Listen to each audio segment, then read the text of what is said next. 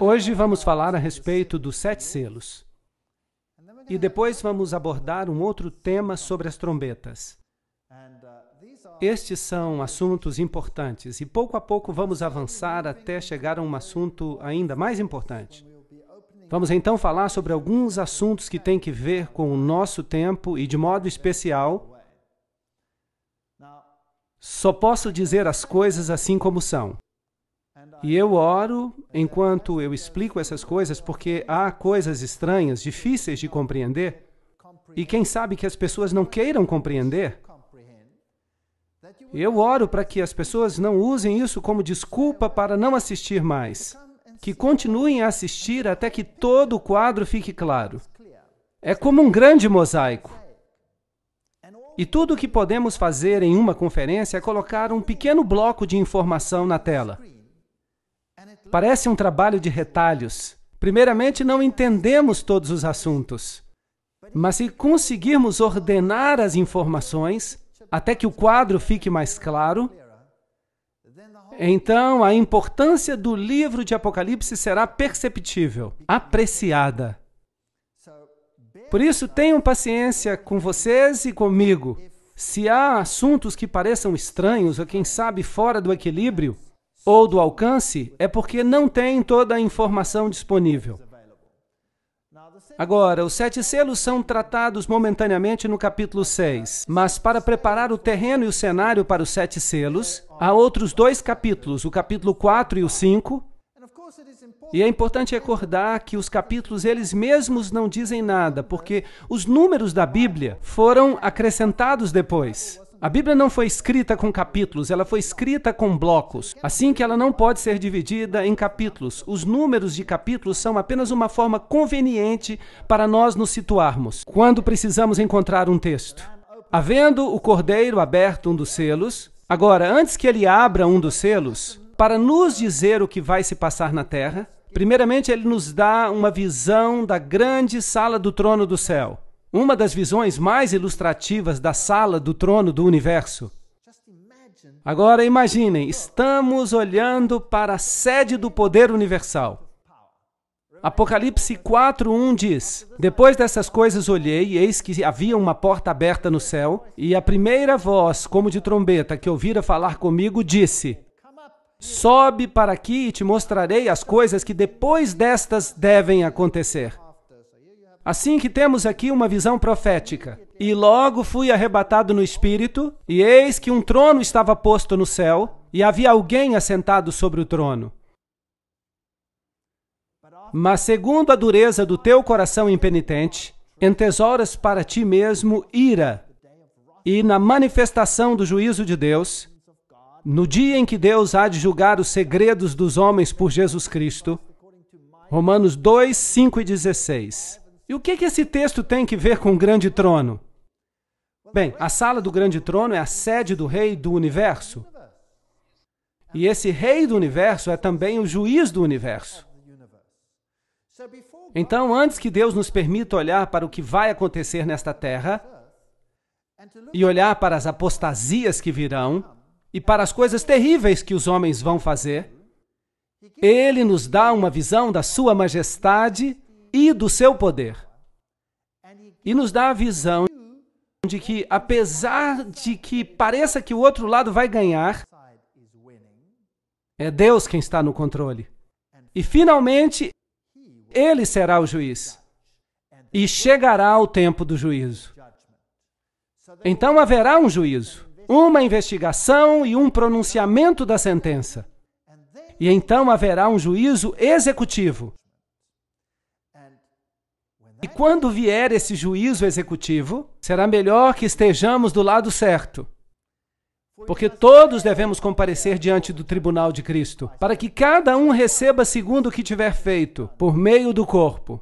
2 Coríntios 5:10. Não se enganem, Jesus está no comando. Está tudo sob o controle de Deus. Atos 17:31.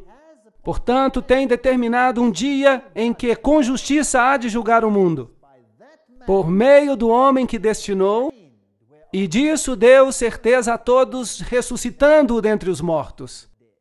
Não se engane, Não tenha dúvidas. Jesus um dia vai pôr fim ao pecado. Apocalipse 4:3. E o que estava sentado era, na aparência, semelhante à pedra de jaspe sardônio, e o arco celeste estava ao redor do trono, e parecia semelhante à esmeralda. É inexplicável a glória que João viu, ali, na sala do trono de Deus. E ao redor do trono havia 24 tronos. 24 tronos ao redor do trono. E via assentados sobre os tronos 24 anciãos, com vestes brancas, e tinham sobre suas cabeças coroas de ouro. Então aqui há 24 indivíduos assentados ao redor do trono de Deus. E do trono saíam relâmpagos, trovões e vozes. Ele nem sequer consegue explicar a glória que vê. Ele só vê luz e relâmpagos e a voz de Deus como um trovão.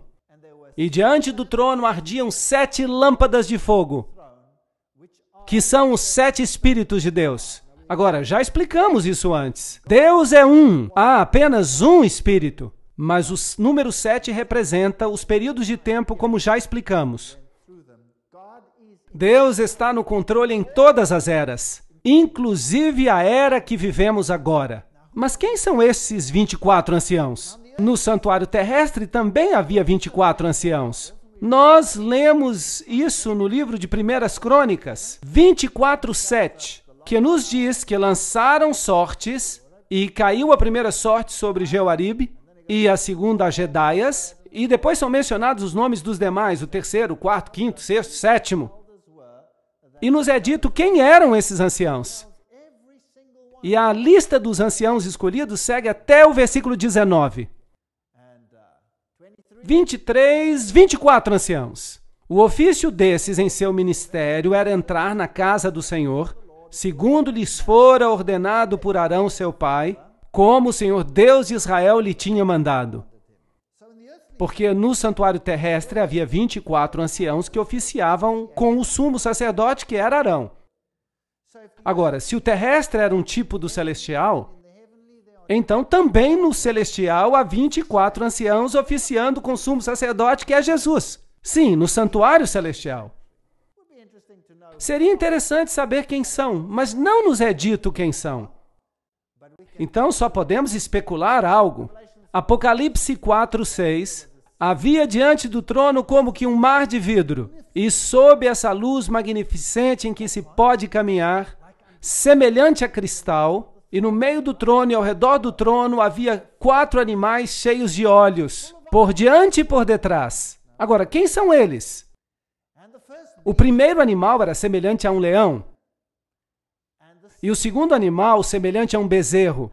E tinha o terceiro animal o rosto como que de homem. E o quarto animal era semelhante a uma águia que voava. E cada animal tinha para si 6 asas ao redor. E por dentro estavam cheios de olhos. E não descansavam nem de noite nem de dia, dizendo: Santo, Santo, Santo, Santo é o Deus Todo-Poderoso, que era, que é e que há de vir. Uma afirmação muito interessante. Quem são?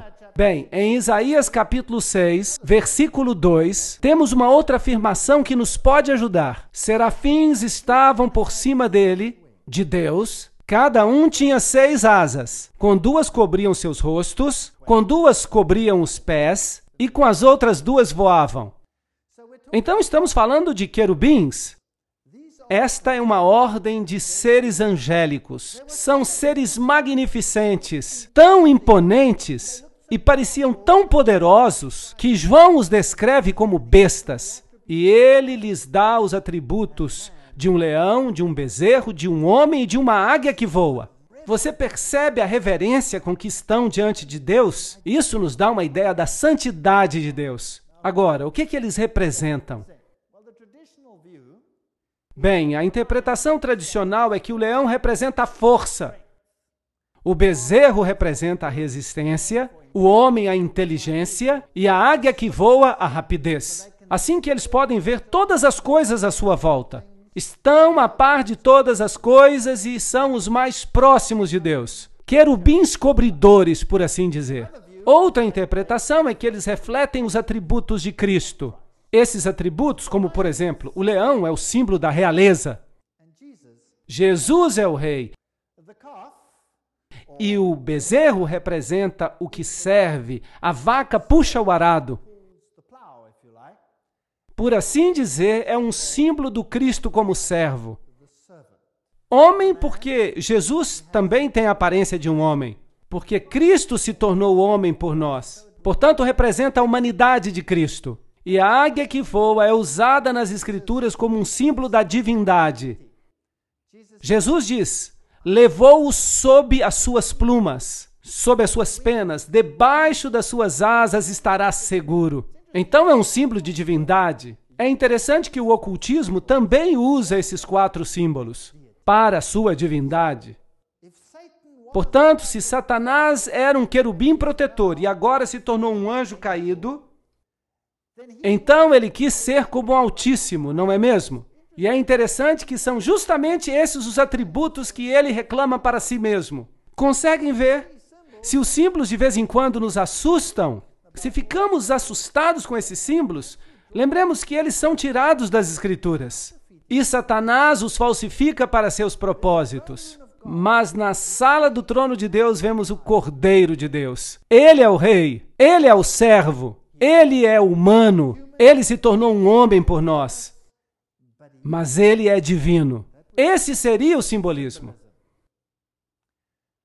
E quando os animais davam glória e ação de graças àquele que estava sentado sobre o trono, para todo sempre, os 24 anciãos se prostravam diante daquele que estava sentado no trono e o adoravam. Muito interessante. E ao que vive para todo sempre, lançavam as suas coroas diante dele, dizendo: digno é, Senhor, de receber glória, honra e poder, porque tu criaste todas as coisas. E por tua vontade foram criadas. Agora, a Bíblia é muito clara ao nos dizer quem é o Criador. Todas as coisas foram criadas pela palavra de Jesus Cristo. É isso que a Bíblia diz. Mas vamos falar sobre isso em outra conferência. E vi na destra do que estava sentado sobre o trono um livro escrito por dentro e por fora, selado com 7 selos. Apocalipse 5:1. E vi um anjo forte bradando com grande voz: quem é digno de abrir o livro e desatar os seus selos? E ninguém no céu, porque há algumas pessoas no céu, seres humanos, nem na terra, nem debaixo da terra, assim que nenhuma pessoa morta pode abrir, mesmo que tenham sido pessoas boas, como Abraão, o rei Davi ou Adão. Ninguém está à altura de abrir o livro, nem sequer de olhar para dentro dele. Então, quem eram essas pessoas que ele viu no céu? Sim, os querubins podemos entender, eram anjos. Quanto aos 24 anciãos, a Bíblia diz que quando Jesus ressuscitou dos mortos, as tumbas foram abertas, não é certo? E as primícias se levantaram dos mortos.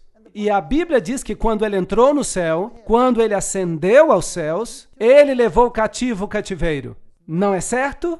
Portanto, as pessoas que foram redimidas ao longo dos séculos ressurgiram dos mortos naquele momento e foram com Jesus para o céu. A Bíblia nos diz que há alguns indivíduos no céu. O Enoque, por exemplo, ele foi trasladado sem ver a morte. Foi levado para o céu. Não é assim? Elias, como representante daqueles que seriam trasladados depois do dilúvio, também foi levado em um redemoinho, com uma carruagem até o céu. Não é verdade? Então Elias também está lá. E a seguir há um verso muito interessante no livro de Judas, no qual o arcanjo Miguel discute com Satanás acerca do corpo de Moisés.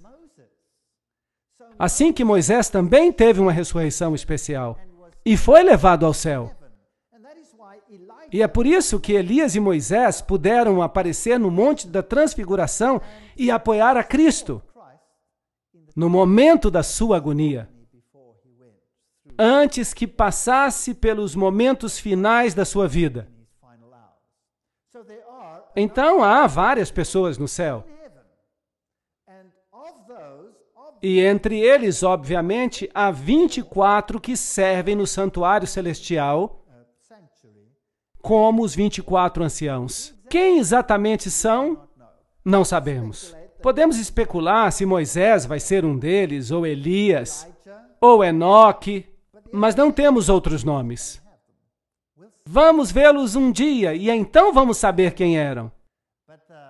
Mas é uma história interessante. Assim que o terrestre é uma cópia do celestial. Mas nenhum homem era digno de abrir os selos. Se um homem era suficientemente digno aos olhos de Deus para ter sido levado ao céu, isso não faria diferença, porque nenhum homem no céu, ou na terra, ou debaixo da terra, nenhum homem que já tenha vivido era digno de abrir os selos. Mas felizmente há uma solução. Apocalipse 5:4. E eu chorava muito porque ninguém havia sido achado digno de abrir o livro, nem de o ler, nem de olhar para ele. Agora, este documento encontrava-se selado com 7 selos. Nos tempos antigos, eles costumavam selar documentos. No tempo romano, os testamentos. E é claro que se ele não fosse aberto, então não haveria herança. Então, se nenhum desses selos for aberto, não vai haver herança. E nós estaremos perdidos para sempre. E é por isso que João chora. Mas se eles pudessem ser abertos, se o testamento pudesse ser lido e se houvesse uma execução do testamento, então poderíamos ser redimidos. E há somente um que deixou um testamento e vive para poder recebê-lo. Porque, geralmente, quando uma pessoa morre e deixa um testamento, ele passa a depender de outra pessoa para que o abra, não é verdade? Para executá-lo.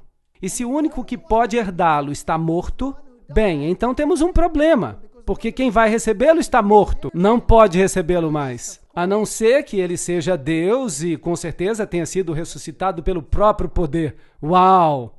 Então, encontraremos isso. E me disse um dos anciãos, não chore, aqui está o leão da tribo de Judá, a raiz de Davi que venceu para abrir o livro e desatar os seus 7 selos. Assim que nem tudo está perdido. O Deus homem está ali. E olhei e eis que estava no meio do trono. Então, o que se supõe que seja? Se ele está no meio do trono, bem, então ele está assentado no assento da divindade. E dos 4 animais viventes e entre os anciãos um cordeiro, como havendo sido morto. E tinha 7 chifres. Um chifre representa poder, a sede do poder, o reinado por todas as eras. Ele é um rei. Se você olhar o livro de Daniel, vai descobrir que um chifre representa um rei, um reinado. E 7 olhos, ele vê através dos séculos, os quais são os 7 Espíritos de Deus enviados a toda a terra. E não só a uma parte dela. Verso 7. E veio e tomou o livro da destra do que está assentado sobre o trono. E havendo tomado o livro, os 4 seres viventes e os 24 anciãos se prostraram diante do Cordeiro, tendo todos eles harpas e salvas de ouro cheias de incenso, que são as orações dos santos. Então, as orações dos santos são representadas com incenso, e os méritos de Cristo fazem com que as orações dos santos sejam aceitáveis a Deus. Uma imagem maravilhosa que temos aqui. E música celestial enche o lugar do trono enquanto adoram o Cordeiro. E cantavam um cântico novo, dizendo: digno és de tomar o livro e lhe abrir os selos, porque foste, aqui está a resposta, morto, e com o teu sangue os compraste para Deus. Assim que os 24 anciãos que estão dizendo isso, eram humanos ou eram anjos? Devem ser humanos. Por quê? Porque foram redimidos, não está certo? Assim que sabemos que há seres humanos nos céus, neste momento, e foram redimidos, eles estão no céu porque para lá subiram no traslado das primícias, como dissemos antes. E há 3 pessoas que a Bíblia menciona por nome que foram trasladados, ou que tiveram uma ressurreição especial. Por isso nos redimiste, porque foste morto e com o teu sangue nos compraste para Deus, homens de toda tribo, língua, nação e povo. Isso desfaz todo tipo de exclusividade. Há alguns que creem que a salvação hoje é por nascimento. Já encontraram alguma pessoa que pensa assim? Pessoas que acreditam na salvação por nascimento dizem: eu pertenço à raça certa, ou eu pertenço ao grupo étnico correto, por isso vou ser salvo. Os judeus tinham essa teologia. E há muitos grupos hoje em dia que creem que serão salvos como consequência do seu estado especial. Há muitas crenças esquisitas, salvação por nome, salvação por chapéus, mas eu não vou falar sobre esses detalhes agora. Há gente que acredita que se tiver a roupa certa, então você será redimido. E se representam a si mesmos assim diante do mundo. Você não é salvo nem pelo seu nascimento, nem pelas suas roupas, nem pela forma com que você se adapta a esta ou aquela posição. Você é salvo por meio da sua relação com Jesus Cristo. É assim que você é salvo. Portanto, Ele é o que nos redime pelo seu sangue, de toda língua, tribo, povo e nação, a menos que nos gloriemos que o nosso grupo é melhor do que outro. E para o nosso Deus os fizeste reis e sacerdotes, e eles reinarão sobre a terra. Que texto fascinante! Nós reinaremos sobre a terra. E olhei e ouvi a voz de muitos anjos ao redor do trono, e dos animais e dos anciãos, e o seu número eram milhões de milhões. Então estamos falando de milhões, de milhares, que olhavam para o Cordeiro e diziam: digno é o Cordeiro que foi morto, de receber riquezas e sabedoria, força, honra, glória e ação de graças. Então temos essa visão inacreditável da cena do céu, que nos mostra que vai haver uma vitória final. E será de quem? De Jesus Cristo. Assim que não temos nada a temer. É Deus quem nos dá essa visão. E depois Ele muda sua ênfase para nos dizer o que vai acontecer na terra. E os dois estão em contraste, num contraste tão grande um com o outro, que até faz medo. E alguém talvez possa crer que o cristianismo vai ser derrotado nessa batalha. Sabiam que, aparentemente, a maior vitória de Satanás foi a sua maior derrota? Quando viu que Jesus estava pregado na cruz, pensou que estava triunfando com seu poder. Satanás tocou o seu sino de morte. E isso vai acontecer com a igreja cristã. A maior derrota, aparentemente, será convertida, graças aos méritos de Jesus Cristo, na maior vitória que o universo já viu. Não há sequer uma sombra de dúvida. Jesus está no comando. E quando apresentarmos as próximas conferências, lembrem-se dessas palavras. Se houver alguma coisa que vai deixá-los assustados, podem assoviar e cantar hinos, porque nós já sabemos como vai ser o final de tudo.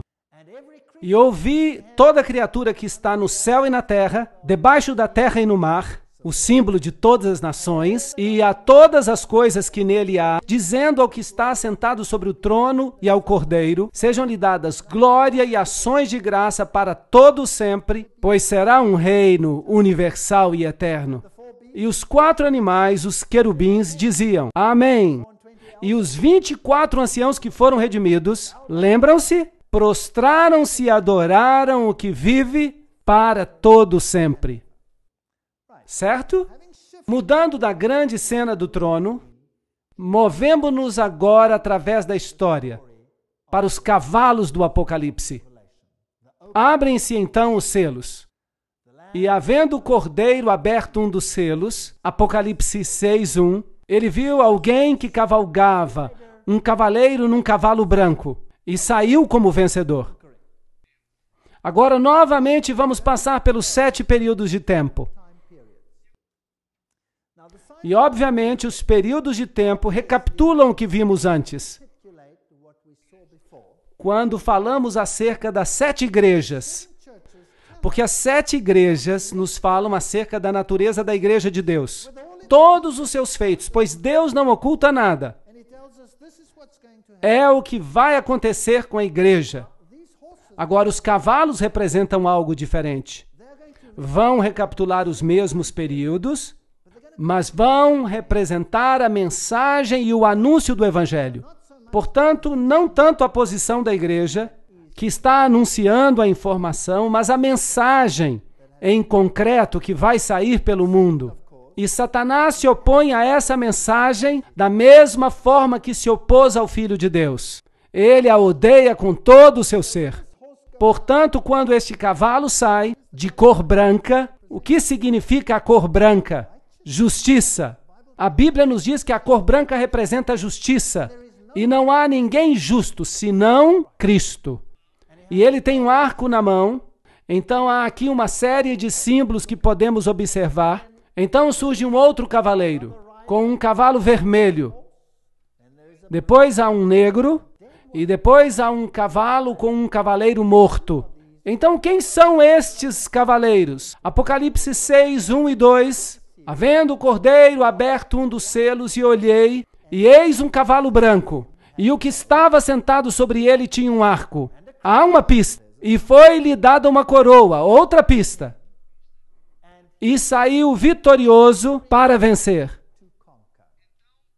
Então há uma guerra aqui. Há uma guerra. Você sai para vencer numa situação de guerra. Salmo 64, 7 nos dará uma pista. Mas Deus atirará sobre eles uma seta. Quem ferirá com seta? Deus. De repente ficarão feridos. Portanto, quem é o que tem o arco? É Deus.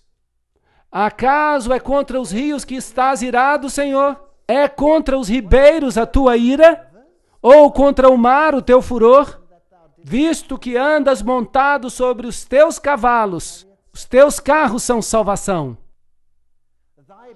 Descoberto se movimentou o teu arco.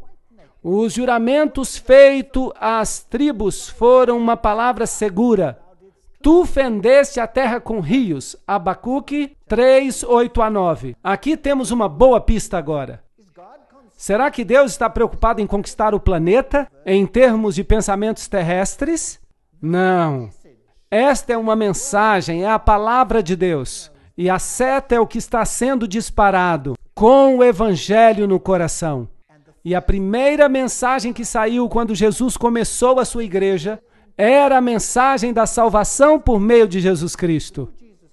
E saiu com poder e pureza, porque Deus tinha limpo por si mesmo um povo que estava disposto a representar a justiça e a verdade, a igreja primitiva. Então, o porta-voz do Evangelho que saiu era inadulterado. Todos sabiam que Jesus Cristo era o Senhor. Só Ele podia salvar. Só por meio do seu sangue somos redimidos.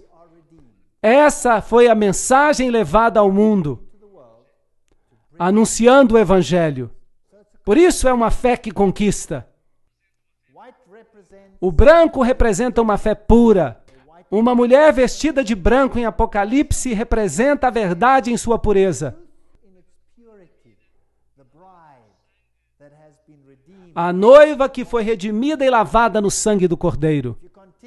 Se na verdade permanecerdes fundados e firmes na fé, e não vos moverdes da esperança do Evangelho, que temos ouvido, o qual foi pregado a toda criatura que há debaixo do céu. Colossenses 1, 23.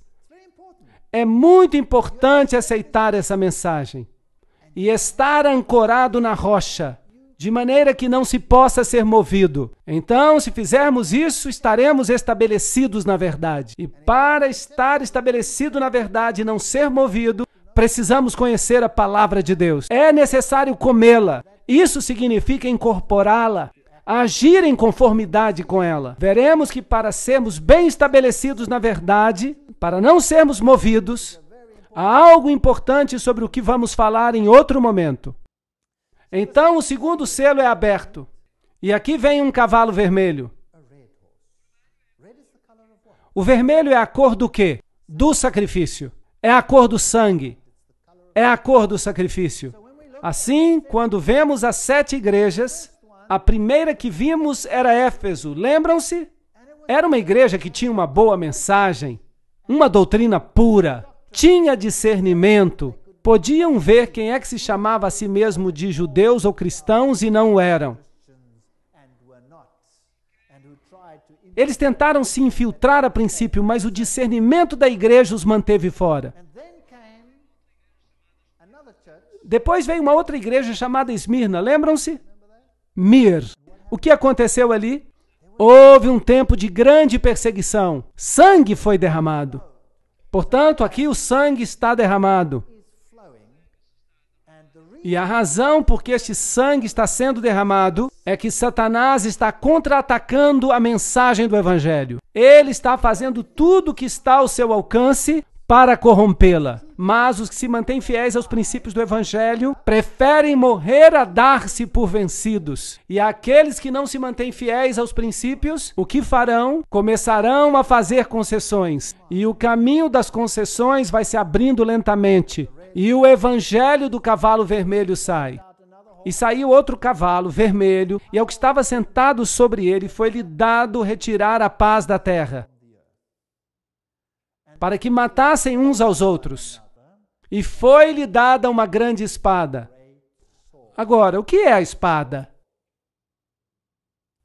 É a palavra de Deus. Então, este é o assunto, a palavra de Deus. Ela sai e diz uma coisa e isso causa guerra. E a guerra é dolorosa. A guerra leva à morte. Algumas pessoas se cansam desse processo. Então, a fé sangrenta é a que vemos a seguir. É o tempo de uma grande perseguição. A perseguição romana com Nero, da forma como já falamos antes quando tratamos da igreja. Então, cobre o mesmo período de tempo, até os tempos de Constantino, o imperador, quando a perseguição era o método para se livrar do porta-voz do Evangelho.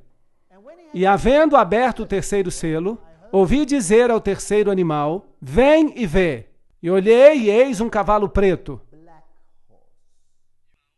E o que estava sentado tinha uma balança na mão. E ouvi uma voz no meio dos 4 animais que dizia, uma medida de trigo por um dinheiro, e 3 medidas de cevada por um dinheiro, mas não danifiqueis o azeite e o vinho. Esses são símbolos muito interessantes. Portanto, aqui há uma balança, e a cor é negra. Agora, a cor preta é obviamente oposta à branca, certo? Assim que alguma coisa está acontecendo que está tingindo a brancura do porta-voz do Evangelho, tornando tudo negro. Há algo que se torna muito escasso. Trigo e cevada. E depois há outra coisa que está com problemas. O vinho e o azeite. Agora, esses símbolos representam, todos eles representam o porta-voz do Evangelho. O trigo é um símbolo de Jesus Cristo. Jesus Cristo nasceu em Belém, Bethlehem, a casa de pão. Jesus diz, eu sou o pão da vida. Jesus é o pão vivente que desce do céu. Então o pão está com problemas e a cevada, que era a primeira colheita que ocorria em Israel, a colheita da cevada. De fato, a oferta de sacrifício movido era um feixe de cevada, que representava a ressurreição de Jesus Cristo. E o corpo de Jesus Cristo, porta-voz do Evangelho. Então, o trigo e a cevada estão escassos. A mensagem evangélica da salvação em Cristo está sob opressão. Mas Deus continua trabalhando e Ele diz, não danifiqueis o azeite e o vinho. O que representa o azeite? É o símbolo do Espírito Santo. Era esvaziado do candelabro para que o mundo pudesse ter a luz da verdade. E o vinho é o símbolo da doutrina. Jesus disse, não se deita vinho novo em odres velhos. Não se coloca a grande mensagem da salvação num molde que não vai poder contê-la. Então, o vinho é um símbolo do Evangelho. Jesus também diz, eu sou a videira e vocês são os meus ramos. Ele é o que nos dá a vida por meio da sua mensagem do Evangelho. Então, esses são os elementos que estão colocados sob opressão e que sofrem concessões, por assim dizer. Então, o cavalo negro, obviamente, representa um tempo em que a palavra de Deus se torna escassa. E isso é um problema por causa do comprometimento. É o tempo em que Constantino casou o paganismo com o cristianismo. Portanto, é uma fé negociada, se vamos continuar pelo mesmo período de tempo. Orai por vós e por todo o rebanho, para apacentardes a igreja de Deus. Porque eu sei isso, que depois da minha partida, entrarão no meio de vós lobos vorazes. E, a propósito, quão cedo na igreja entrou a corrupção? No princípio. Logo no princípio. Havia um homem chamado Simão Mago. Vocês se lembram dele na Bíblia? Ele pensou que podia comprar o poder de Deus com o seu dinheiro. Lembram-se disso? E Pedro repreendeu de uma maneira bem direta. E ele ficou muito irritado, bastante irritado. E Simão, o mago, vinha de Samaria. E ele tinha uma carga de sabedoria babilônica em si. E se analisarmos a história, como veremos no futuro, provavelmente ele foi o pai do gnosticismo.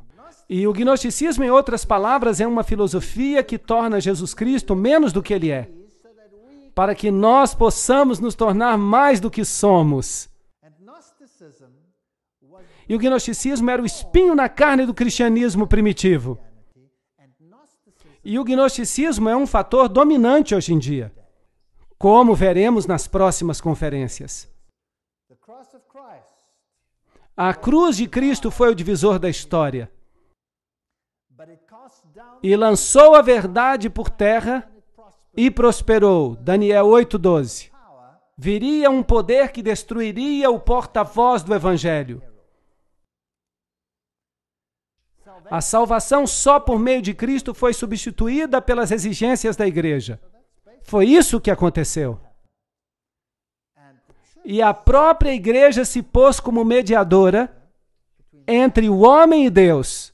Em vez de ir diretamente a Cristo, você passava agora pela igreja. Um dia muito triste. Deus tinha dado uma lei, mas o homem teve o atrevimento de mudar a lei de Deus para satisfazer as suas necessidades. Portanto, nas igrejas, temos São Pedro, ou será que era Júpiter? Bem, na verdade é que ele veio diretamente do templo de Júpiter. E Maria se converteu em uma mediatrix, uma mediadora. E a igreja ensina que ninguém pode ser salvo a não ser pelos méritos de Maria. Isso é muito estranho. Essas doutrinas chegaram e elas eram uma mistura entre o cristianismo e o paganismo. A Bíblia claramente declara: debaixo dos céus nenhum outro nome há, dado entre os homens, pelo qual devemos ser salvos, exceto pelo nome de Jesus Cristo. Não há outro nome. Assim que todos os outros mediadores que ingressaram na igreja, como os pagãos tinham muitos deuses, eles desenvolveram muitos santos. E então você poderia, se você tivesse algum problema na vida e não tivesse méritos suficientes, salvação por obras, então para poder entrar no céu, você podia receber um empréstimo dos méritos excessivos daqueles que haviam morrido antes. Essa é uma doutrina da igreja da Idade Média. Essa é uma doutrina ainda respeitada. Posso, por assim dizer, tomar emprestado uma grande porção de mérito dos santos que morreram antes de mim, para aumentar a reserva dos meus próprios méritos. Será que isso é bíblico? Ou será que temos que nos apresentar individualmente diante de Deus no juízo, dando conta do que fizemos na carne? Sim ou não? Sim, é claro. É por isso que criaram todos esses santos. E como consequência, os santos se tornaram especialistas. E essa especialização é a mesma que vem do paganismo. Um Deus se especializar em cuidar de uma coisa, por exemplo, de uma viagem.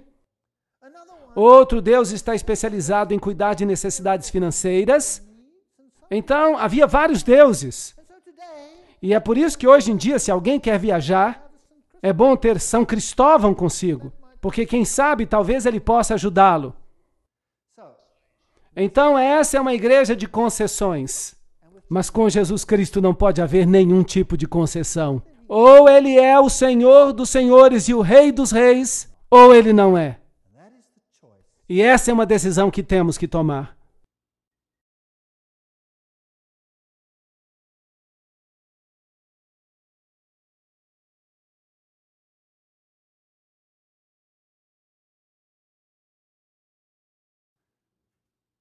Enquanto vamos para a próxima parte da história dos cavaleiros em Apocalipse, chegamos a um cavalo pálido. Ele representa a morte. Assim que, obviamente, há uma mudança progressiva nesse tempo, quando o porta-voz do Evangelho se torna negro, conhecida como uma negociação da morte, o Evangelho morreu. A Bíblia diz claramente: não farás para ti imagem de escultura, nem nenhuma semelhança do que há em cima nos céus, ou embaixo na terra, ou nas águas que há na terra. Não te encurvarás a elas, nem as servirás. Êxodo 20, 4 e 5. Um texto problemático dos 10 mandamentos. E que tal então removê-lo e atirá-lo ao lixo? Bem, se você prestar atenção no catecismo atual, você verá que esse mandamento foi removido para abrir caminho para as práticas religiosas que se haviam introduzido na igreja. Constantino é o primeiro que mais destacadamente começou a emitir leis que restringiam a consciência do homem.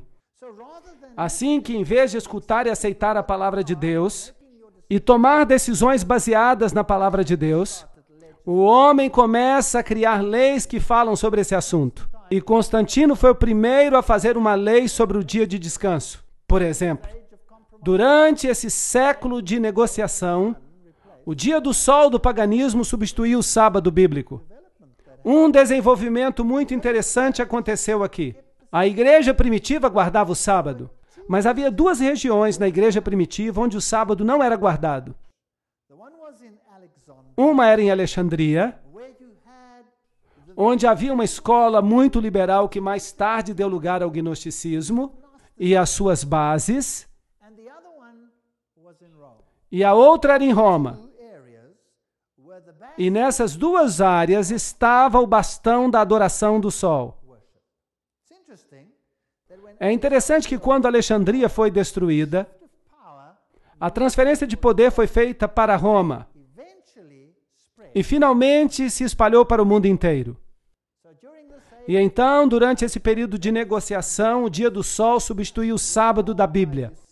Somos informados por Eusébio, a propósito, era o bispo que estava ativo no período de Constantino, que Constantino, para recomendar a nova religião aos pagãos, ele integrou ao cristianismo os enfeites exteriores que passaram a ser incorporados nas práticas cristãs. Desenvolvimento da doutrina cristã, página 362. Começaram a fazer concessões sobre esses assuntos. Arturo Pestana diz que as moedas de Constantino levavam sobre um lado as letras do nome de Cristo e do outro lado a figura do Deus Sol. Como se Constantino não se atrevesse a renunciar o patrocínio do brilhante luminário. Nome interessante, luminário. Hoje também existem pessoas que se consideram a si mesmas luminários, os iluminados. E existe também uma organização que se chama Illuminati. Nós vamos tratar desse assunto depois, quando avançarmos. Assim que há aqui uma negociação, uma concessão que ocorre. A manutenção do velho nome pagão Dies Solis, ou Sunday, domingo em inglês, é de alguma forma devido à união dos sentimentos pagãos e cristãos, graças aos quais o primeiro dia da semana foi recomendado por Constantino aos seus súditos, tanto pagãos quanto cristãos, como o Dia Venerável do Sol. História da Igreja do Oriente, página 184. Então, isso é um fato histórico e não podemos refutá-lo. Isso é o que aconteceu. Porque em 6 dias, diz a Bíblia, fez o Senhor os céus e a terra, o mar e tudo que neles há. Inacreditável. Esta frase está sob forte ataque hoje em dia no mundo científico. Não é verdade? Não há sequer uma palavra da Bíblia que não esteja sendo atacada hoje nos dias em que vivemos. E tudo que neles há. E no 7º dia descansou. Portanto, abençoou o Senhor o dia de sábado e o santificou. Êxodo 20:11. Portanto, há aqui indícios de uma negociação, uma forma de mudar a identidade do cristianismo primitivo. Mas o que aconteceu com os cristãos fiéis que queriam fazer exatamente aquilo que as Escrituras diziam? O que aconteceu com eles? Foram eliminados da face da terra. Foram destruídos à espada. E a história de como tudo aconteceu é a mais diabólica e terrível que possam imaginar no mundo. Inacreditável. Onde reinou a igreja primitiva? Onde começou o cristianismo? Começou em Roma, sim ou não? Não. Começou em Jerusalém. Foi ali onde tudo começou. É ali que o cristianismo tem a sua sede.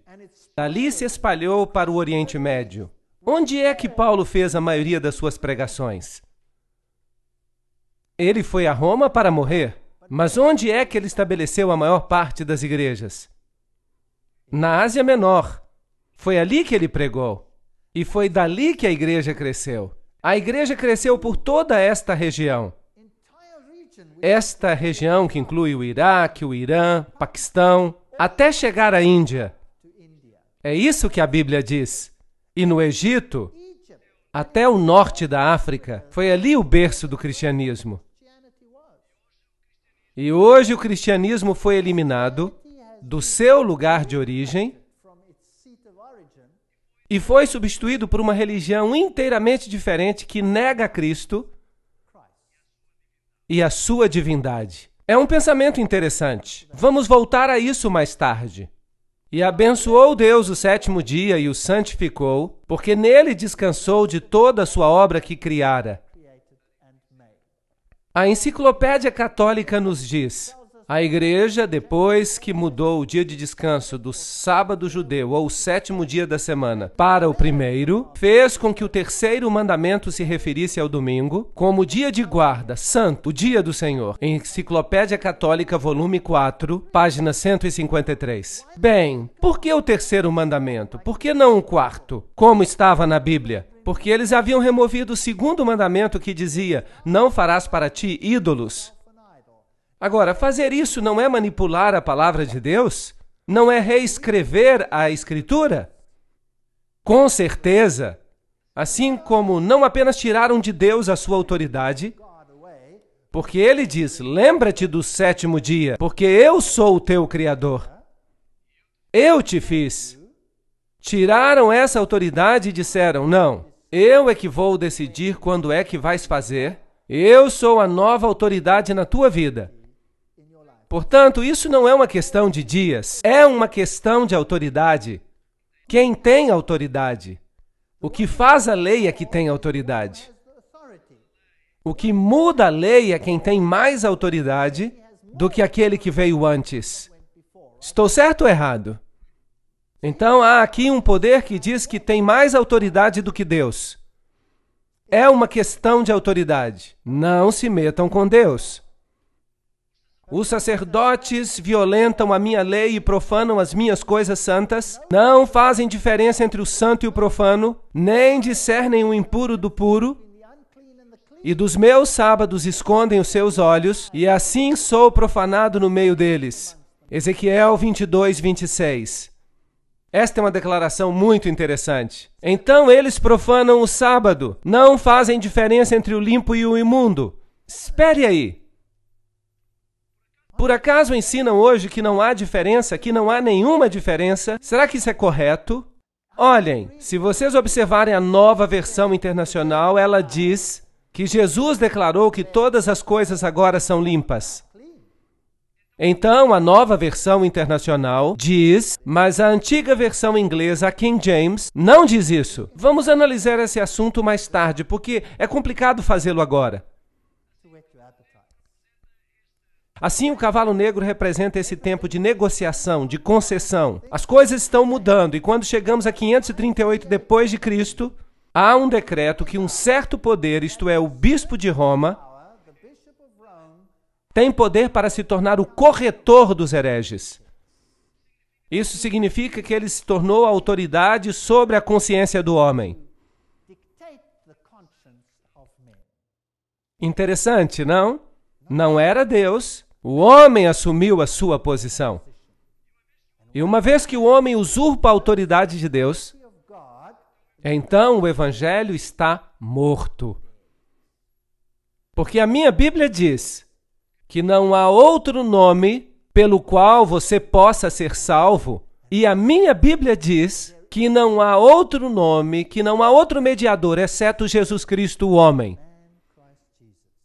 E a minha Bíblia também diz que se alguém pecar, temos um advogado. E esse advogado é Jesus Cristo. Mas agora, nós temos aqui um outro advogado. Temos que ir a uma outra parte para encontrar perdão. E há alguém aqui que diz o que é certo e o que é errado. E isso vai contra a palavra de Deus. Isto é problemático. E havendo aberto o quarto selo, olhei e eis um cavalo amarelo, e o que estava sentado sobre ele tinha por nome Morte, e o inferno seguia. O Hades, a tumba. Essa é uma história triste de como a mensagem do Evangelho da Salvação foi levado ao ponto da morte. E foi-lhe dado o poder para matar a quarta parte da terra. Portanto, esse poder tira o porta-voz do Evangelho e controla uma quarta parte da terra. Agora, esse é um ponto muito importante. Que denominação cristã controlou a quarta parte do mundo? Com espada, para matar com espada. Essa é uma palavra nova. Não é uma espada literal. E com a fome. Fome de quê? Há uma escassez na terra de quê? Da palavra de Deus. Será que a igreja da Idade Média tirou a palavra de Deus? Sim ou não? Será que proibiram a Bíblia? Tornou-se um pecado mortal ter a Bíblia e lê-la? Sim ou não? Sim, a história prova esse fato. Eu não estou atacando ninguém. Eu estou falando de um sistema. O que há por trás desse sistema? Há muitas e muitas pessoas queridas que estão famintas pela verdade em todas as religiões do mundo. E creio que muitas delas, Deus as reconhece como suas, porque elas estão vivendo segundo a luz que receberam. Assim, não devemos julgar as pessoas. Estamos falando aqui de um sistema, e é um sistema muito, muito triste. Meu pai queria ser um sacerdote católico romano. Ele era um católico muito fervoroso. Eu fui criado como católico romano até me tornar ateu. Mas voltei a ser católico outra vez.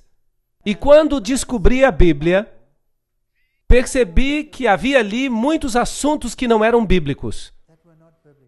E tive que fazer uma escolha. E creio que cada pessoa tem que chegar a esse ponto. Temos que tomar uma decisão entre ser preenchidos pela água da cisterna feita por homens ou a água da cisterna de Deus. E com pestes e feras da terra. Como é que esse poder matava? Ele matava com espada, essa espada é literal, a espada que fez. Matava com a fome da palavra de Deus, matava com bestas, feras. Uma besta em Daniel é um reino. As 4 bestas são os 4 reinos que se levantarão da terra. Daniel, capítulo 7. Então matava também com poderes políticos? Por acaso a igreja da Idade Média fez isso? Sim ou não? Com certeza. Tomemos o caso dos valdenses, que foram destruídos da face da terra. O mesmo com os albigenses na França. A primeira aliança entre a Europa e Roma foi com os francos. Clovis tornou-se o imperador campeão desta causa, e qualquer oposição foi aniquilada. E o evangelho morreu. O homem tomou a posição de Deus. Portanto, os novos cristãos, em seus pensamentos e hábitos, eram iguaizinhos aos pagãos. A sua entrega à igreja não acabou com o paganismo. Pelo contrário, massas de pagãos se batizaram. Isso significa que o paganismo estava sendo diluído na nova energia moral do cristianismo, que foi neutralizado até o ponto da impotência. Séculos da cristandade, uma história concisa, página 58. A história atesta esses fatos. E, infelizmente, não posso mudar isso. Não fui eu que inventei isso. Só estou dizendo que fala o livro de Apocalipse sobre esses assuntos. A fé havia morrido. E o formalismo tomou o lugar da fé simples. A confiança em Deus, no Espírito de Deus. Sabiam? Quando eu era católico, eu me sentava na igreja e sabia que, de acordo com os ensinos, a hóstia ficava no tabernáculo, no sacrário, e ela era Deus. E eu podia orar a ela. E eu ficava sentado ali dizendo: por que não me respondes? Por que não posso trazer os meus problemas a ti, falar contigo como a um amigo? Tudo isso é ritual. Se você quer se comunicar com Deus, tinha que dizer 10 Ave-Marias, 10 Pai Nossos, 10 Ave-Marias, um Pai Nosso, e rezar através de todo o rosário e fazer no fim uma confissão de fé. E se não conseguir alcançar a graça, faça tudo de novo. Outra vez, mais uma vez. E quanto mais você fizer, melhor. Isso é comunicação com alguém? É assim que você falaria com alguém que o ama? Sabem, o homem tem uma fome de se comunicar com Deus. O homem tem fome de tocar e sentir a mão de Deus. Mas foi roubado dessa beleza, da simplicidade de se comunicar com Deus. Orar não é trazer Deus até nós. Orar é ser elevado até Deus. Isso não é maravilhoso? O sentido de ser elevado. Não somos deixados aqui embaixo com todos os problemas do mundo, sem solução. Quando Deus se encontra ao alcance de uma oração. Sim, nós podemos lhe dizer: Senhor, eu tenho um problema. Posso me aproximar de ti? Tenho certeza que o Senhor se inclinaria e ouviria cada palavra que nos preocupa. Podemos levar os problemas grandes e os problemas pequenos diretamente a Deus. Não precisamos de ninguém mais. Esta é uma verdade linda. E quando a descobrimos, não importa o quão glorioso e pomposo o resto seja. Sem amor não há nada. O que diz Salomão? Prefere viver no canto de um eirado? Ou é melhor ter uma casa cheia de sobras de repolho, uma casa cheia de boa comida, sem amor? Não faz sentido. É preferível ser pobre e ter amor do que ter todas as riquezas e estar com tristeza. Não há nada demais em ser rico. Deus abençoa alguns ricos também. Mas é o amor ao dinheiro que é a raiz de todos os males. Se o amor ficar de fora, então temos um problema. Então, uma união da igreja e do Estado ocorreu. Os governos receberam autorização de impor doutrinas. O cristianismo se tornou uma religião estabelecida no Império Romano e tomou o lugar do paganismo. O cristianismo, como ele existiu na Idade Média, podia ser definido como um paganismo batizado. História do século II, capítulo 2, seção 7. Essas são declarações feitas pelas próprias igrejas. Elas mesmas disseram que o Deus Pan não estava morto, mas batizado. Então, o paganismo governa o mundo hoje em dia. E há uma elevação do sacerdote humano.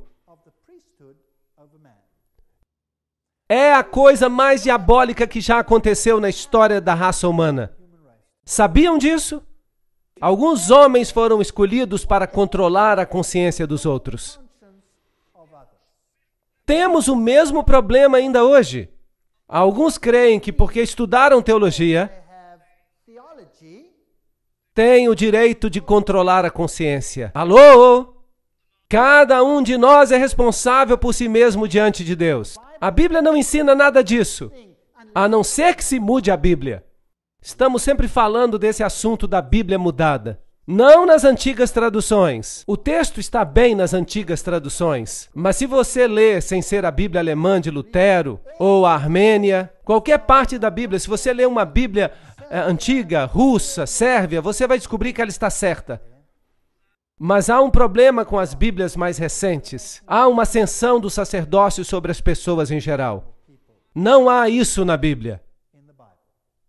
Mas a vereda do justo é como a luz da aurora, que vai brilhando mais e mais até ser dia perfeito. Provérbios 4:18.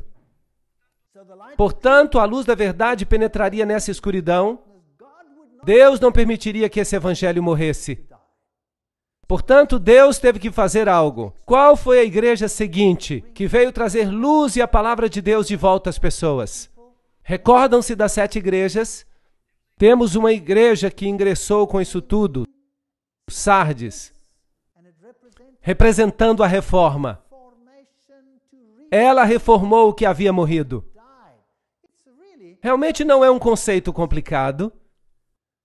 E havendo aberto o 5º selo, vi debaixo do altar as almas dos que foram mortos, por amor à palavra de Deus e por amor ao testemunho que deram. E clamaram com grande voz, dizendo: Até quando, verdadeiro e santo dominador, não julgas e vingas o nosso sangue e dos que habitam sobre a terra? Agora, será que essas são almas literais debaixo do altar? Então haveria muita gente nesse lugar. Ou será que isso é o sangue de todos os santos que está a clamar a Deus? Quando vais fazer alguma coisa em relação a isso? Eu acho que esta é a imagem que está sendo dada aqui. Sim, aqueles que morreram pela fé, todos aqueles que foram destruídos, mas criam, clamavam a Deus. E foram dadas a cada um compridas vestes brancas, e lhes foi dito que as usassem por um pouco de tempo, até que se completasse o número de seus conservos e seus irmãos que também haviam de ser mortos como eles.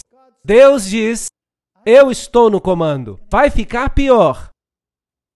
Mas esperem até que todos ao longo da história, aqueles que têm ainda que morrer pela fé, estejam conjugados, então o reino virá. Portanto, esses foram os instrumentos de tortura que foram usados, mas nada impede o anúncio do evangelho. Sabiam que alguns desses instrumentos de tortura continuaram a ser usados até 1974? Muito interessante. Franco, na Espanha, usou esses instrumentos de tortura ainda na década de 70. Amados, procurando eu vos escrever com toda diligência acerca da salvação comum, tive por necessidade escrever-vos e exortar-vos a batalhar pela fé que uma vez foi dada aos santos. Não se dê por vencido, porque se introduziram alguns sobre quem já havia sido escrito antes, homens ímpios que convertem em dissolução a graça de Deus e negam a Deus, único dominador e Senhor nosso, Jesus Cristo. Judas, versos 3 e 4. Incrível! Mesmo ali na igreja primitiva houve corrupção. E a quem negaram? A Jesus Cristo. O único Senhor deles e nosso Senhor Jesus Cristo. Portanto, uma mudança já havia ocorrido naquela igreja primitiva. Um problema muito sério. E vamos ver o que fizeram, porque vamos entrar nos detalhes e ver como isso nos afeta hoje. Porque essas pessoas inteligentes fizeram a mesma coisa conosco. E nós nem sequer o sabemos. Não é triste? Portanto, Deus quer que saibamos como os estratos sucessivos da terra que cobrem uns aos outros, Assim, camada após camada de falsificações e fabricações se acumularam na igreja. Não somente doutrinas falsas que elevavam o homem acima da divindade, mas também manuscritos falsos que corrompiam a palavra de Deus. Mas tivemos os valdenses. E de onde conseguiam seus manuscritos? Eles conseguiram da igreja da Síria, desde o berço do cristianismo. Não os conseguiram de Roma. Eles permaneceram com as escrituras através dos séculos. É interessante que as nações que apareceram nessas áreas altas, elas tinham essas escrituras. Mas havia outros documentos que estavam sendo usados em Alexandria e Roma. E vamos ver isso numa outra conferência. E essas pessoas fizeram da palavra de Deus o seu bastão, a sua fortaleza, e a pregaram, e por causa disso a ira do mundo caiu sobre eles. E eles foram combatidos com unhas e dentes, foram queimados e as cabeças de suas crianças foram arremessadas contra as rochas. Eles os lançavam dos precipícios, mas o evangelho não morreu. Esta é a velha igreja valdense. Esta é uma antiga mesa que era usada para transcrever ou copiar os manuscritos da Bíblia. E lentamente a fé foi elevada uma vez mais. Em 1370, a autoridade da Bíblia foi declarada por Wycliffe. Em 1400, a obediência a Deus, obedecer a Deus mais do que o homem, e ele morreu pela sua fé. João Hus. Estes são os homens vestidos de branco. E depois, salvação pela graça com Martinho Lutero, homem valente e corajoso. Ele foi perfeito em tudo? Não, com certeza não. Mas esse homem vivia segundo o conhecimento que tinha, não é verdade? João Hus e Wycliffe, eles são verdadeiros campeões. Tyndale e todas as pessoas que deram suas vidas por causa da verdade. Martinho Lutero teve a coragem de dizer, isso está errado, temos que corrigi-lo. E nós o ouvimos dizer, aqui me posiciono e não posso fazer outra coisa. 1521. Depois João Calvino chegou. Ele tinha algumas ideias confusas, como predestinação, mas ele viveu segundo o conhecimento que tinha, a luz que tinha, a liberdade de consciência. Em realidade, toda a Constituição norte-americana está baseada no que Calvino escreveu.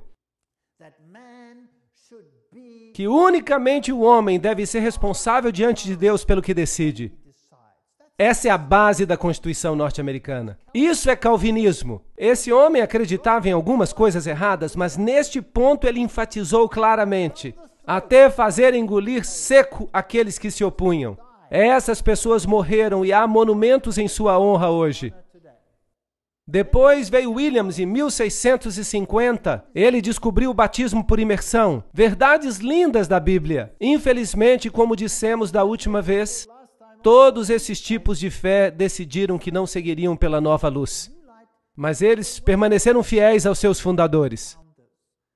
Isso não é um problema dos fundadores, é um problema dos seguidores, certo? Então, os seguidores têm mais problemas do que os fundadores, porque se eles descobriram mais luz, eles deveriam aceitá-la, mas não foi o que fizeram. Por isso temos uma igreja fragmentada hoje. Portanto, ide e fazeis discípulos de todas as nações, ensinando-as a guardar todas as coisas que eu vos tenho mandado. E eis que estou convosco todos os dias até a consumação dos séculos. Mateus 28, 19 e 20. Estes são os assuntos que são importantes. Todas as coisas. Não, eu não vou dizer, eu só vou aceitar o que o fundador da minha igreja descobriu. Todas as coisas ou nada. Assim que se estamos à procura de uma igreja, o que devemos fazer? Não seria melhor procurar uma igreja que aceite toda a verdade, que tem toda a fé? Sim ou não? Não seria melhor procurar uma igreja que faz tudo de acordo com a Bíblia e sua doutrina? E que sua doutrina esteja de acordo com a Bíblia? Que não olhe para os indivíduos, porque os indivíduos não são de confiança. Nós devemos olhar para a Bíblia e não para o ensino oficial da igreja. E se dizem somente aquilo que está na Bíblia, então sigam. Não deveria ser muito difícil. Não deveria ser difícil. Depois veio Wesley, e ele elevou a Jesus Cristo como ninguém antes havia feito no mundo. o senhorio de Jesus Cristo. Se Jesus é o Senhor, o centro, o autor e o consumador da nossa fé. Porque se ele não é, então esqueça. O ensino não é bíblico. Portanto, que grandes descobertas de luz encontramos. E havendo aberto o sexto selo, olhei e eis que houve um grande terremoto. Interessante. Estamos agora num período de tempo muito interessante. A Reforma tinha feito o seu trabalho. As igrejas que vieram depois de Sardes foram quais? Vocês se lembram? Filadélfia. E aqui havia um acúmulo de verdades. Mas antes desse evento havia de acontecer algo.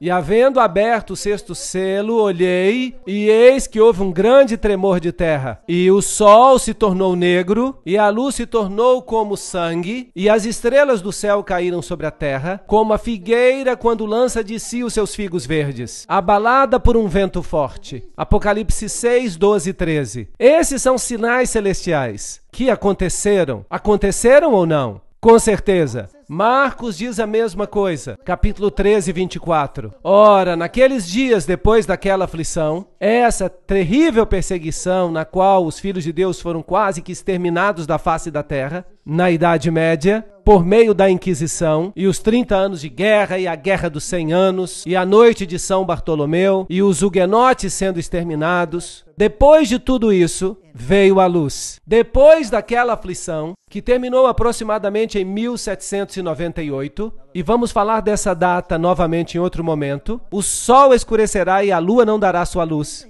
Aqui está a história de Ware, em New Hampshire, porque o cristianismo tinha fugido, a cristandade baseada na Bíblia tinha fugido da Europa e se estabelecido em várias regiões do mundo. No Novo Mundo, nos Estados Unidos da América em particular, no sul da África e na Austrália, e é ali para onde o cristianismo foge. É interessante ver o que está acontecendo nessas regiões do mundo hoje em dia.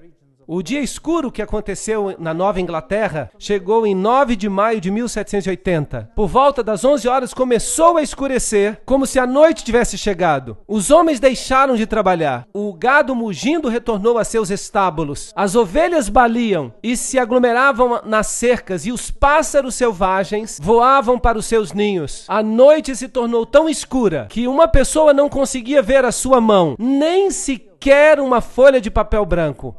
A história de Ware, New Hampshire, 1735 e 1888. O jornal A Crônica Independente, de 1780, diz que durante todo o tempo uma penumbra de melancolia assombrou a face da terra. Não obstante, havia uma lua como lua cheia, e a propósito estava como sangue. Nenhum objeto se divisava claramente. Havia uma escuridão egípcia, impregnável nos olhos. Os grandes e inumeráveis eventos, a legislatura de Connecticut estava em sessão, mas desistiram por causa da escuridão, assim que pararam a reunião. E Herschel, o grande astrônomo, admite que o dia escuro de 19 de maio de 1780 é algo que a astronomia não pode explicar, cientificamente falando.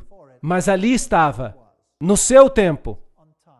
Depois, em 3 de novembro de 1933, houve uma chuva incrível no céu, com 200 mil meteoros por hora. Ficou tão claro que se podia ler. E é interessante que os meteoritos todos vinham de um ponto central. Normalmente vêm de todos os lados, mas nesse caso não aconteceu isso. Parecia que vinham de um ponto central e se distribuíam por todo o céu. Nunca antes alguém havia visto algo assim.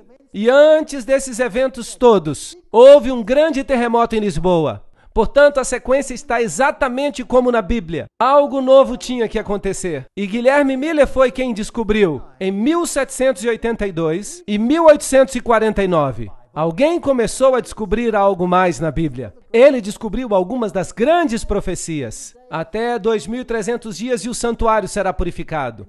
E ele calculou os dias e descobriu uma maravilhosa profecia messiânica de Jesus e da purificação do santuário. E ele pensou, uau, significa que Jesus virá outra vez. E ele começou a pregar que Jesus regressaria em 1844. Porque ele pensava que a purificação do santuário queria dizer a purificação da terra. Mas, obviamente, Jesus não veio em 1844.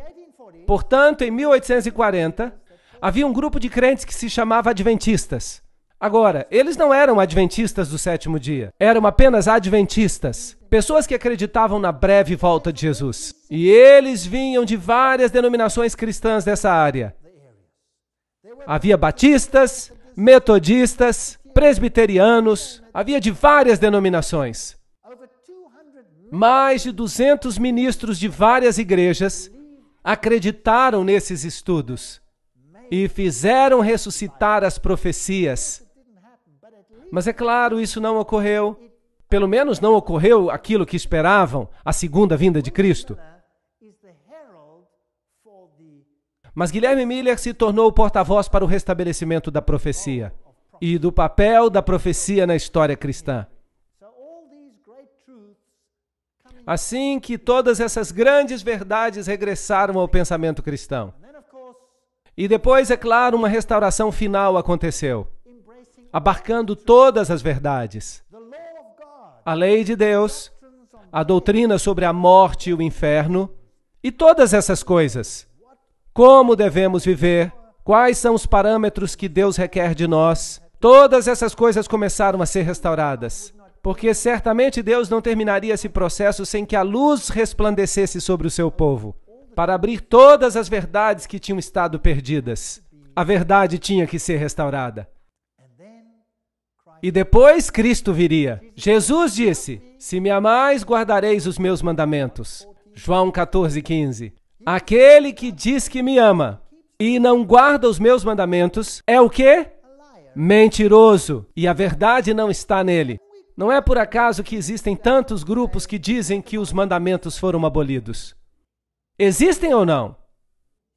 Sim, que foram cravados na cruz, mas Jesus diz que a lei nunca passará. Os céus e a terra hão de passar, mas nem um jota nem um tio será removido da lei, até que todas as coisas sejam cumpridas. Certamente que o senso comum tem que saber que se as pessoas guardassem a lei de Deus, todos poderíamos nos desfazer de nossas chaves. E todos os jovens, senhoras e mulheres, poderiam caminhar até nas ruas mais escuras deste mundo, sem medo, se todos guardassem a lei de Deus, não é verdade? Portanto, se a lei de Deus vai ser um assunto no final dos tempos, depois que esse sistema teve o descaramento de mudá-la. Incrível! Dizer que são maiores e mais poderosos do que Deus. Mas eles em vão me honram, ensinando doutrinas que são preceitos dos homens. Mateus 15:9. Quando o homem se eleva a si mesmo a uma posição acima de Deus, então saiba que Deus vai agir. E chamar-te-ão reparador de brechas e restaurador de veredas, se desviares o teu pé do sábado, e de fazer a tua vontade no meu dia, e se chamares o sábado deleitoso, e santo dia do Senhor, digno de honra, haveria uma restauração de brechas dos muros, o muro que deveria nos proteger do mal. A lei não foi feita para restringir-nos, ela foi feita para nos proteger, como um pai de amor e uma mãe que colocam os seus braços ao redor dos seus filhos, fazendo regras para os proteger. Era para chamarmos o sábado de uma delícia, não uma carga. Os judeus tinham feito do sábado uma carga. Eles colocaram uma série de restrições sobre o sábado. Era um fardo guardá-lo. Quem podia ser feliz se não tinha permissão nem para caminhar, visitar os seus entes queridos? Assim que foi necessária uma restauração do espírito da lei e da fé na palavra de Deus. O Apocalipse de João nos revela todas essas coisas, assim como elas se desdobrariam. E vi outro anjo voar no meio do céu e tinha o evangelho eterno para o proclamar aos que habitam na terra e a toda nação e tribo e língua e povo, dizendo com grande voz: temei a Deus e dai-lhe glória, porque é vinda a hora do seu juízo. E adorai aquele que fez o céu e a terra e o mar e as fontes das águas. Apocalipse 14, 6 e 7. o Evangelho eterno, tinha que ser restaurado. Os judeus se apoiavam na obediência à lei. E eles crucificaram a Jesus na cruz. E os cristãos se apoiam nos méritos de Jesus e o fincam e a sua lei na cruz. Os dois lados estão vendo só uma parte do assunto, correto? A lei e o Evangelho andam juntos. Se você quer escolher a Jesus como seu Salvador, tem que se preparar para aceitá-lo como seu rei, certo? E um rei é um regente. E um regente, como o nome diz, tem regras, sim ou não? Sim. E o que há de tão difícil em amar a Jesus? O suficiente para guardar os seus mandamentos. Não é assim tão difícil. Se eu amo minha esposa com todo o meu coração e com toda a minha alma, eu vou querer outra? Claro que não. E se eu penso nas consequências que eu poderia causar, a dor e o sofrimento, valeria a pena? Eu creio que não. O mesmo se passa com Deus. Se eu amo a Deus de todo o coração e de toda a alma, vou querer servir a Ele ou ao outro? Não, não vou servir a outro, porque os outros são inúteis, não podem me salvar, não podem fazer nada por mim. Ainda que por um motivo egoísta, é melhor ficar com Deus, porque a lei faz sentido então. Portanto, há aqui uma mensagem que diz: Deus é o Senhor, mas o que ensina o mundo? Que você é o produto da evolução, que veio de uma rocha. É isso que eles dizem. Sim. A terra se dissolveu e então foram surgindo os materiais dos quais a vida evoluiu espontaneamente. Então você veio de uma rocha. Eu creio que vim de uma rocha, mas da rocha eterna. Há outras ovelhas que não são deste aprisco. Também me convém abrigar a estas, e elas ouvirão a minha voz. E haverá um só rebanho e um só pastor. Você não pode ter uma verdade dividida. Ou a verdade ou divisão. E você não pode ter uma unidade na falsidade. Não pode. Ou há uma unidade na verdade, ou não há união. Só há uma suposta unidade que desaparecerá como se nunca tivesse existido ao menor sinal de problema, quando há uma falsa unidade. Ou está baseada na verdade ou não está baseada em nada. Aqui está a paciência dos santos, os que guardam os mandamentos de Deus e a fé de Jesus. Apocalipse 14, 12. Sabem de uma coisa? Esta é uma frase fascinante. A fé de Jesus. Uau! A Bíblia tem normas muito elevadas. Sabia que não é suficiente apenas ter fé em Jesus? Não, não é suficiente. Você precisa ter a fé de Jesus. Na maior adversidade, Jesus confiou nos méritos de seu Pai. Sim ou não? Sim. Não importa o que aconteça, você precisa confiar como Ele confiou. Ele é o padrão. Bem, Deus adiciona os seus méritos, porque nós somos fracos, nós não podemos fazer essas coisas. Mas esse é o padrão. Algo a almejar. Uau! Eu gostaria de ter essa fé de Jesus. Eu estaria disposto a ir à cruz, porque eu saberia que Ele iria me ressuscitar. E que eu seria dele eternamente. Poderia morrer, não importa o que acontecesse. Jesus tinha essa fé e precisamos ter esse tipo de fé. Mas quantas pessoas têm esse tipo de fé hoje em dia? Os padrões da Bíblia são altos, são muito elevados. E a mensagem sai ao mundo que Jesus Cristo é o Senhor. Estamos perto deste ponto. E o céu retirou-se como um livro que se enrola, e todos os montes e ilhas foram removidos dos seus lugares. Estudamos todos os selos. Estamos justamente entre o sexto e o sétimo selo. O que vai acontecer a seguir quando for aberto o último selo? Então o testamento de Deus será aberto e o reino será dado ao Senhor. Isso significa que Jesus tem o controle do planeta e Ele virá outra vez. Passamos pela história. Somos as últimas pessoas, os últimos nesta grande mensagem. E os reis da terra, os grandes, os ricos, os tribunos e todos os poderosos se esconderão nas cavernas das rochas e das montanhas, dizendo aos montes e aos rochedos: cair sobre nós e escondei-nos do rosto daquele que está sentado sobre o trono e da ira do Cordeiro. Essa é a próxima coisa que vai acontecer. E a propósito, por favor, vejam que as pessoas se escondem, não há uma grande alegria entre as multidões quando o juízo vier. Você terá que estar de pé. Não seremos todos salvos, você precisa tomar uma decisão agora. E depois segue o capítulo 7, que é um capítulo parentético, e nos diz quem será capaz de estar de pé. E nos diz que vão ser os selados. Só eles são capazes de ficar em pé. E havendo aberto o 7º selo, houve silêncio no céu, quase por meia hora.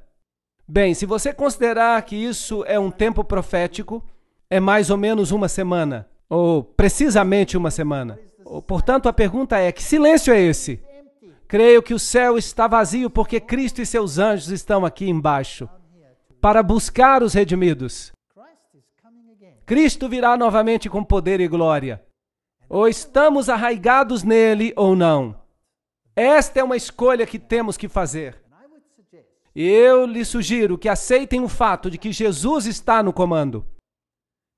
Jesus nos deu uma visão da grande sala do trono, onde está sentado no trono do poder.